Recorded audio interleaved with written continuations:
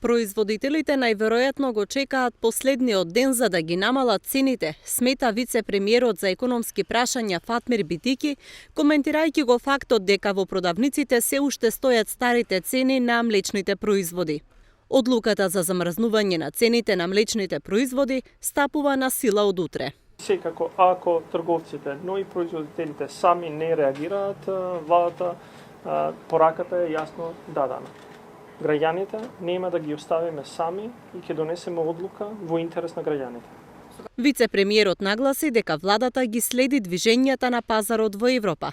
Цените се намалуваат, рече тој, и справувањето со економската криза го оцени како успешно. Сите движење на пазарот, тоа што се случува и е јасно, а тоа е со завршување на грејната сезона во Европа и цените на берза почна скоро за сите прехранбени производи да паѓаат, затоа што очигледно справувањето со економската криза и кризата со храна во цела Европа беше успешна операција, можам да ја кажам, и веќе резултатите се даваат.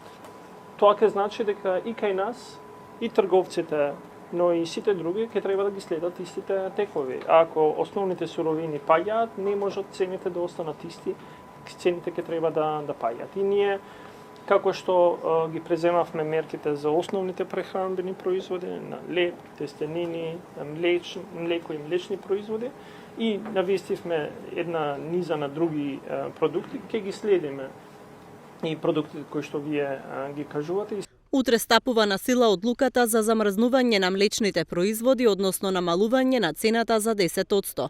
Тоа значи дека ако на 1 март цената на млекото била 76 денари за литар, тогаш од утре овој производ треба да биде најмалку за 7,6 денари поевтин.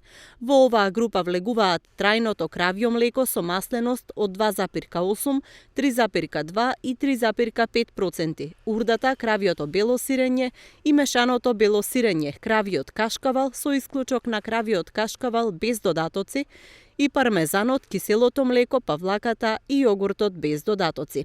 Одлуката за замрзнување на цените на млечните производи ќе важи до 31 мај.